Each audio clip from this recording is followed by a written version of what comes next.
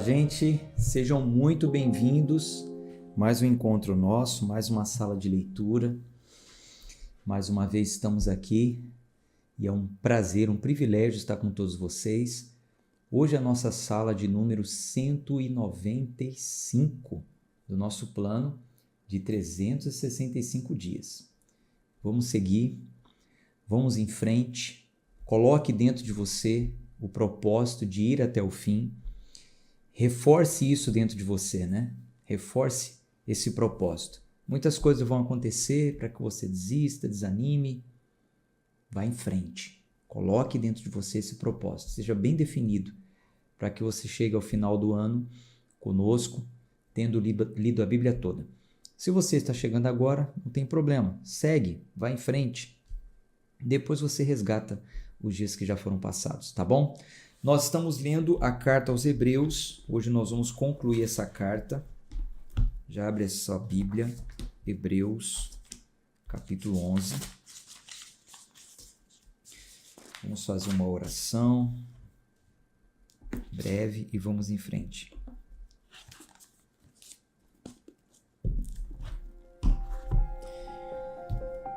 Senhor, rendemos graças ao Teu nome.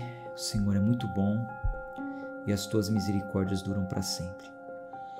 Obrigado, Senhor, pelo privilégio, pela oportunidade que o Senhor me dá de estar aqui reunido com esses amigos, com essas amigas do Clube de Leitura. Fala ao nosso coração, Senhor, através da Tua palavra. Oramos em nome de Jesus. Amém. Bom, então vamos em frente. Compartilhar a Bíblia aqui na tela. Hebreus, capítulo 11. Ele vai falar agora sobre a fé. Ora, a fé é a substância das coisas pelas quais esperamos, a evidência das coisas não vistas. Então, nessa linguagem aqui mais antiga, mais próxima ao original, quando se fala sobre fé, chega ao ponto de dizer que a fé é a substância.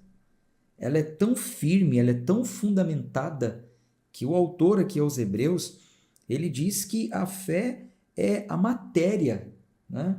É a matéria, é a base, é o fundamento. Em traduções mais atualizadas dizem, a fé é o firme fundamento das coisas que se esperam e a evidência das coisas não vistas. Então, esse versículo aqui que fala sobre fé já desmistifica muitas coisas que falam sobre uma fé infundada, né? Muitas vezes falam de uma fé infundada. Ah, cada um tem uma fé, eu tenho a minha fé. Não. A fé é uma só. E a fé é para crer na promessa.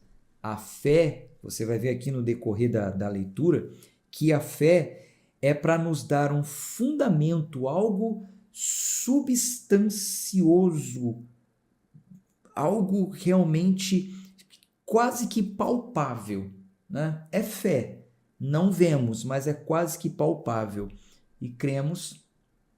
Deixa eu só desativar aqui essa questão da energia do celular. Cremos porque a nossa fé está bem fundamentada, não pode ser inventada, né? A gente vê, infelizmente, muitas pessoas hoje em dia sendo levadas a fazer coisas, entre aspas, em nome da fé, e uma fé totalmente sem sentido, totalmente sem fundamento, sem base bíblica, uma fé falsa, né? Não, faça isso pela fé. Não, não é bem assim não. A fé, ela é o firme fundamento, ela é a substância das coisas pelas quais esperamos. Então, temos coisas para esperar? Temos. O quê? Aí ele vai falar aqui no decorrer do texto. E podemos confiar nisso, por fé. Por fé. Versículo 2.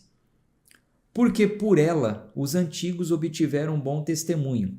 Através da fé, entendemos que os mundos foram moldados pela palavra de Deus. De modo que as coisas que são vistas não foram feitas das coisas que aparecem. Pela fé, Abel ofereceu a Deus um sacrifício mais excelente do que Caim, pelo qual alcançou testemunho de que ele era justo, testificando Deus sobre os seus dons, e através disso, depois de morto, ainda fala. Pela fé, Enoque foi transladado para não ver a morte, e não foi achado, porque Deus o transladara, porque antes de sua transladação, ele tinha testemunho de que agradara a Deus. Porém, sem fé é impossível agradar-lhe, porque é necessário que aquele que se aproxima de Deus acredite que ele existe e que é galardoador daqueles que diligentemente o buscam. Pela fé, Noé, tendo sido avisado por Deus a respeito das coisas que ainda não se viam, comoveu-se com temor, preparou uma arca para a salvação da sua casa, pela qual condenou o mundo, e tornou-se herdeiro da justiça, que é segundo a fé. Pela fé, Abraão, quando foi chamado a ir para um lugar que havia de receber, obedeceu e saiu sem saber para onde ia. Pela fé, peregrinou na terra da promessa, como em uma terra estranha, habitando em tabernáculos com Isaque e Jacó, os herdeiros com ele da mesma promessa. Porque procurava por uma cidade que tem fundamentos, da qual o artífice e construtor é Deus. Pela fé também a própria Sara recebeu vigor para conceber descendência e deu à luz a uma criança, quando já de idade avançada. Porquanto teve por fiel aquele que havia prometido. Então, a fé funcionou porque ela teve por fiel quem prometeu. Ela creu na promessa, então tinha um fundamento. Não era uma fé infundada. Deus prometeu, então eu creio. Essa fé, ela me dá uma substância para que eu alcance a promessa. Versículo 12. Por isso também, de um, e esse já considerado como quase morto, no caso Isaque, descenderam tantos como as estrelas do céu em multidão e como a areia inumerável da praia. Todos esses morreram na fé, sem terem recebido as promessas, mas vendo-as de longe, foram persuadidos a respeito delas e abraçaram-nas e confessaram que eram estrangeiros e peregrinos na terra. Então veja, todos esses morreram na fé, mas sem alcançar a promessa. Morreram na fé, confiando, persuadidos a crer na promessa, mas não chegaram a ver o cumprimento da promessa. Morreram antes de que a promessa se cumprisse. Versículo 14. Porque aqueles que dizem tais coisas declaram abertamente que procuram por um país.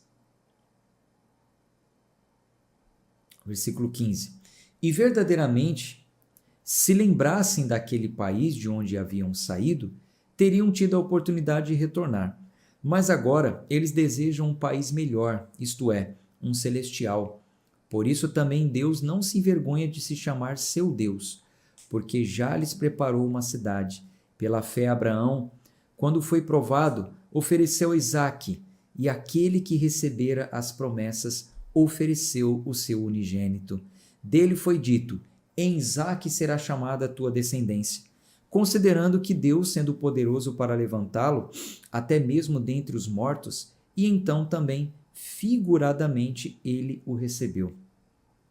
Pela fé, Isaque abençoou Jacó e Esaú, concernente às coisas futuras.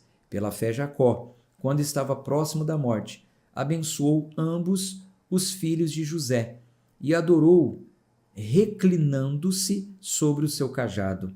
Pela fé, José, ao morrer, fez menção da saída dos filhos de Israel e deu ordem acerca dos seus ossos. A gente já leu isso, né? Lá em Gênesis. Pela fé, Moisés, quando nasceu, foi escondido 3 meses por seus pais, porque viram que era um menino formoso e não temeram o mandamento do rei. Pela fé, Moisés, sendo já crescido, recusou ser chamado filho da filha de Faraó, escolhendo antes ser afligido com o povo de Deus do que por um período desfrutar do gozo do pecado, considerando a desonra de Cristo como riqueza maior do que os tesouros do Egito, porque tinha em vista a recompensa do galardão. Pela fé deixou o Egito, não temendo a ira do rei, porque perseverou como que vendo aquele que está invisível. Pela fé, ele celebrou a Páscoa e a aspersão do sangue, a fim de que o destruidor dos primogênitos não lhes tocasse. Pela fé, passaram o Mar Vermelho como por terra seca, e os egípcios que o mesmo fizeram afogaram-se. Pela fé, os muros de Jericó caíram após serem rodeados durante 7 dias. Pela fé, a prostituta Raabe não pereceu com os incrédulos, porque havia acolhido em paz os espias. E que mais direi? Porque não haveria tempo para falar de Gideão, de Baraque, de Sansão, de Jefté, de Davi, de Samuel e dos profetas, os quais pela fé subjugaram reinos, praticaram a justiça, obtiveram promessas, fecharam as bocas dos leões, apagaram a violência do fogo, escaparam do fio da espada, foram feitos fortes na fraqueza, foram valentes em batalha, puseram em fuga os exércitos dos estranhos. As mulheres receberam seus mortos trazidos novamente à vida, e outros foram torturados, não aceitando o seu livramento, para que pudessem alcançar uma melhor ressurreição.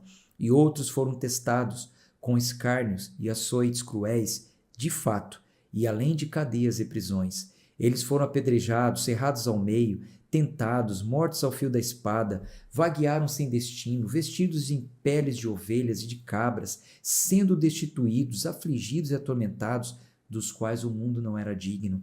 Eles peregrinaram errantes pelos desertos e montes e pelas covas e cavernas da terra, e todos estes, tendo obtido um bom testemunho através da fé, não receberam a promessa, tendo Deus preparado alguma coisa melhor para nós, para que eles, sem nós, não fossem aperfeiçoados. Então, no que diz respeito à promessa, todos eles morreram na fé, mas sem ver o cumprimento da promessa. Por quê?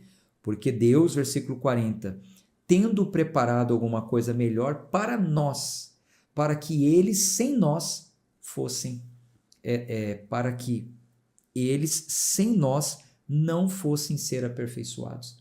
Então, Deus reservou para nós, para o nosso tempo, algo melhor, o cumprimento da promessa, a vinda do Messias, a salvação eterna, o plano da salvação pela graça.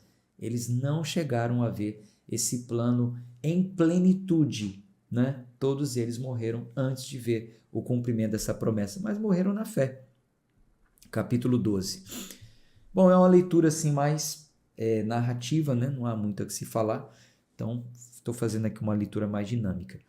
Portanto, visto que nós também estamos rodeados de uma tão grande nuvem de testemunhas, deixemos de lado todo o peso e o pecado que tão de perto nos rodeia, e corramos com paciência a corrida que está proposta diante de nós. Então, lembrem-se que a carta de Hebreus é uma exortação ao avanço, ao progresso na fé. Então, depois de ele dar vários testemunhos de heróis da fé, ele diz, então, nós que estamos rodeados desses testemunhos, o que a gente tem que fazer? Vamos deixar o peso do pecado de lado e vamos correr com paciência a corrida que nos está proposta. Agora chegou a nossa vez. Temos que fazer a nossa parte, olhando para Jesus, o autor e consumador da fé, o qual, pela alegria que lhe foi proposta, suportou a cruz, desprezando a desonra, e está assentado à destra do trono de Deus. Considerai, pois, aquele que suportou tais contradições dos pecadores contra si mesmo, a fim de que não fiqueis exaustos e desencorajados em vossas mentes. Então ele está falando que o segredo aqui é olharmos para Cristo, fazermos como ele fez. O que Cristo fez? Em troca da alegria que lhe estava proposta, suportou a cruz. A cruz é difícil? Sim. Pesada? Sim. Mas ele estava de olho na alegria, na recompensa, na promessa. Ele tinha uma alegria proposta, assentar à destra do Pai, receber toda a plenitude. Então o conselho para nós, vamos considerar o que Jesus fez. De olho na promessa, ele suportou a cruz, suportou todos os pecadores, suportou todo o sofrimento. Então nós também devemos fazer isso. Esse conselho que ele está nos dando é para que a gente não fique exaustos, encorajados, cansados em nossa mente, olhando para as decepções, para as lutas, para os traumas, para as tribulações. O nosso foco sempre tem que estar na alegria que nos está proposta, a nossa salvação.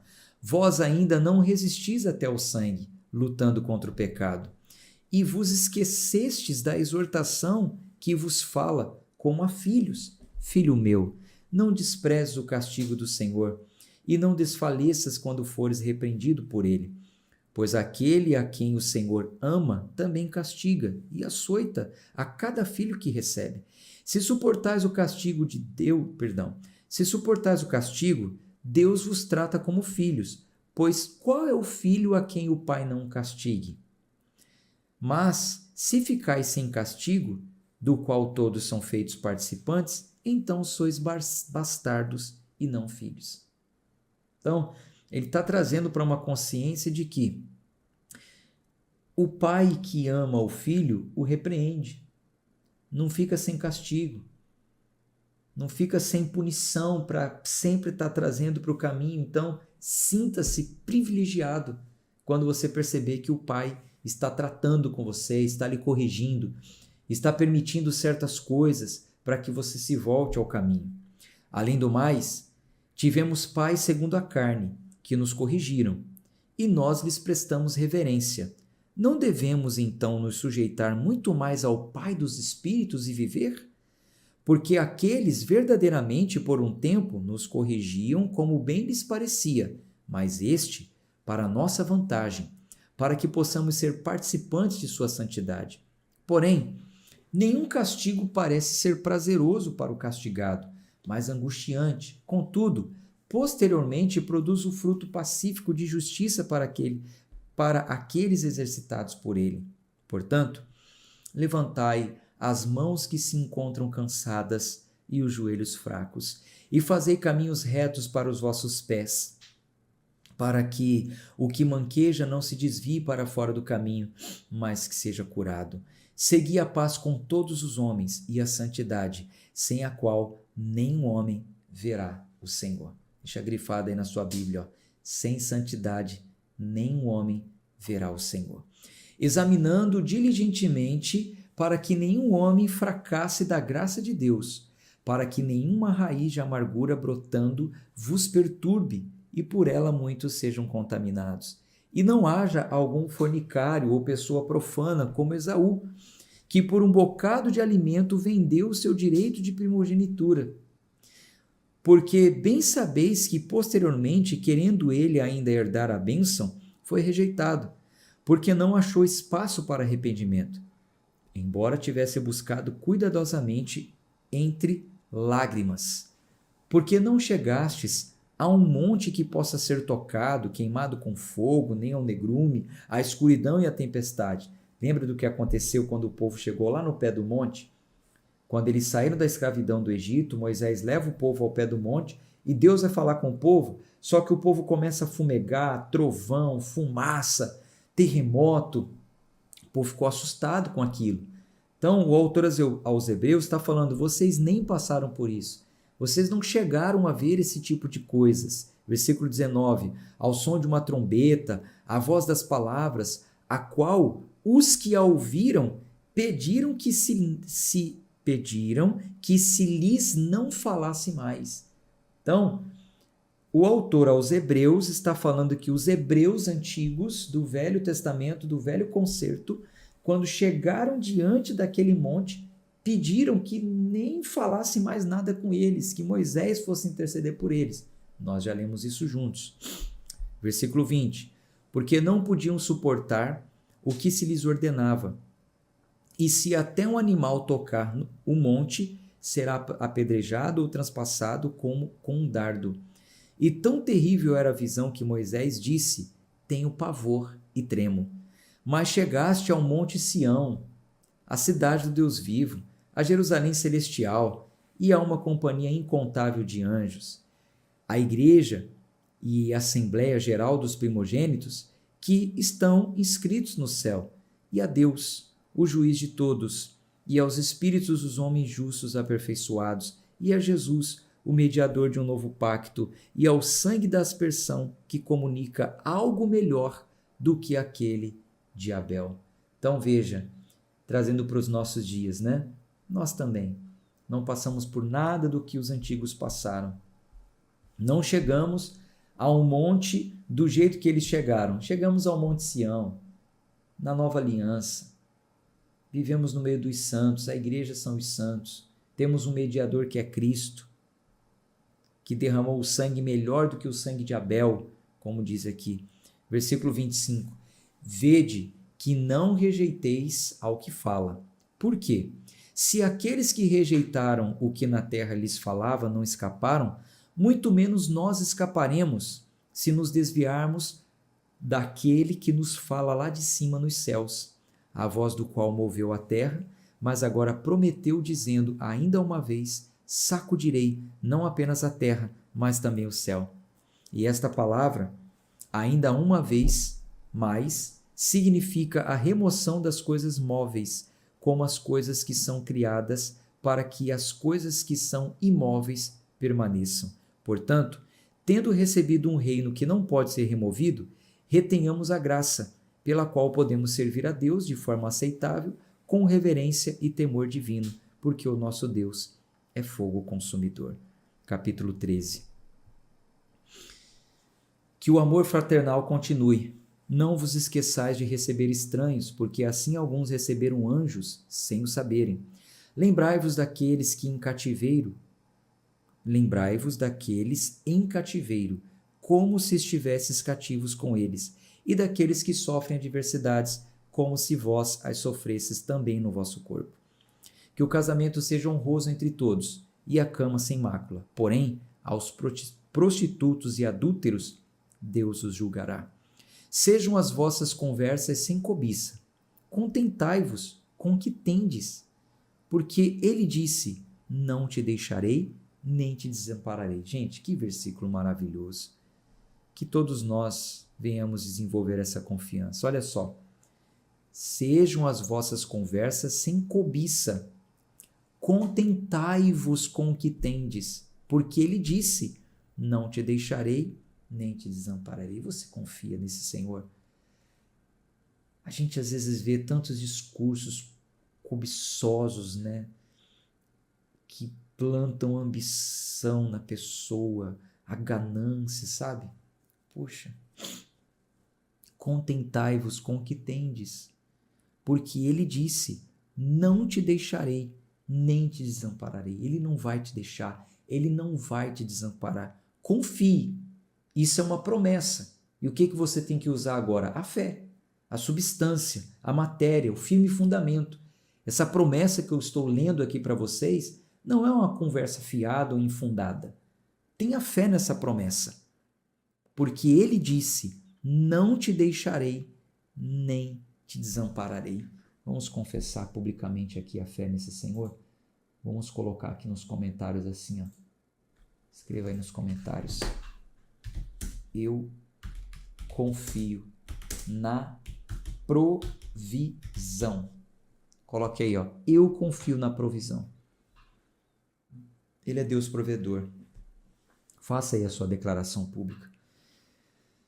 Sejam as vossas conversas sem cobiça. Contentai-vos com o que tendes, porque ele disse, não te deixarei, nem te desampararei.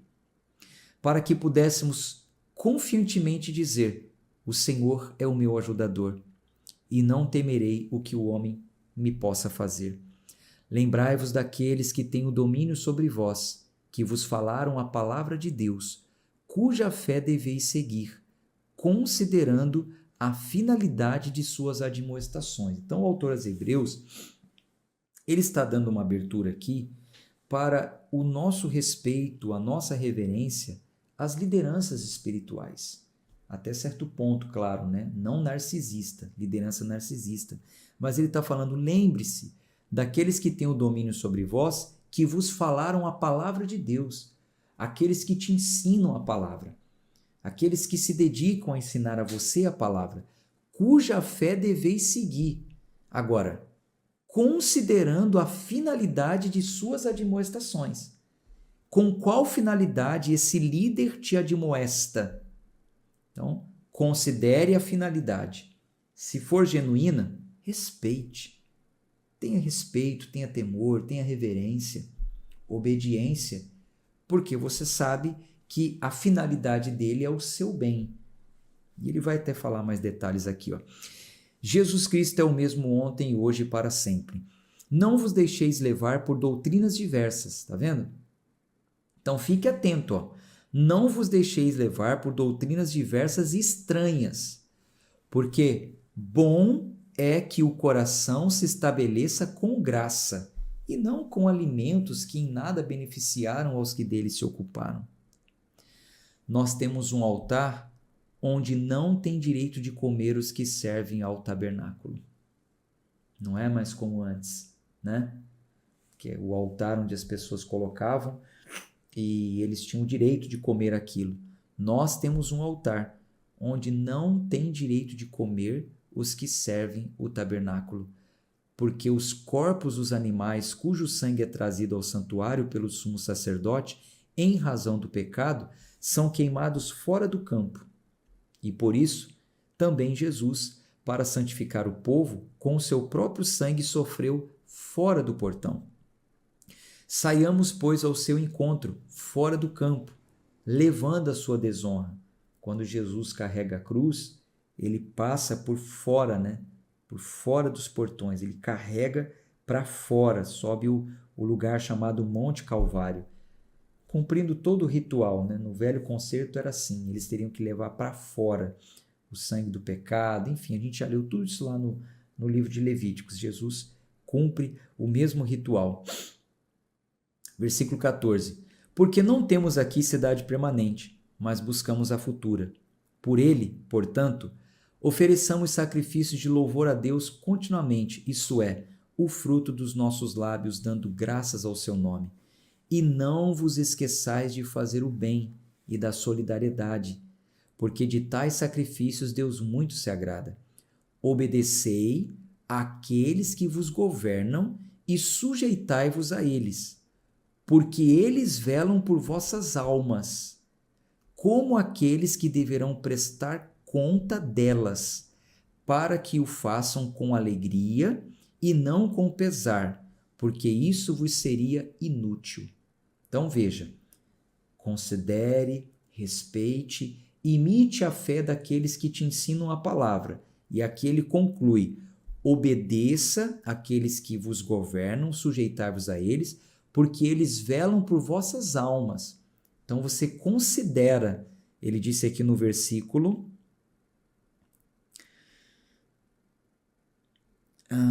7. Ele disse aqui no versículo 7, no finalzinho, ó, considerando a finalidade da admoestação.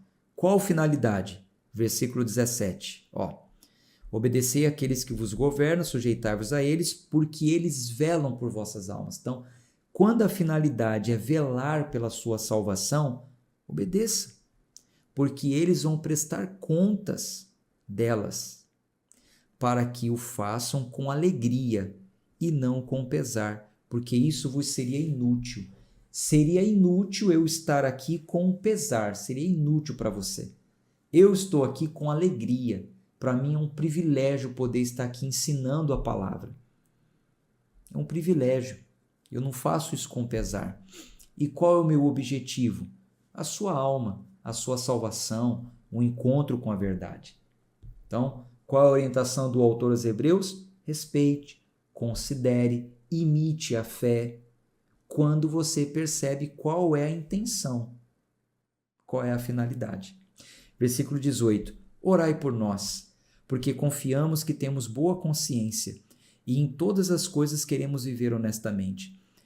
E rogo-vos que assim o façais, para que eu volte a estar convosco o mais breve. Ora, o Deus de paz, que tornou a trazer dos mortos ao nosso Senhor Jesus, o grande pastor das ovelhas, através do sangue do pacto eterno, vos aperfeiçoe em toda sua obra, em toda boa obra, para fazerdes a sua vontade, operando em vós o que aos olhos dele é agradável por Cristo Jesus, ao qual seja a glória para sempre e sempre. Amém.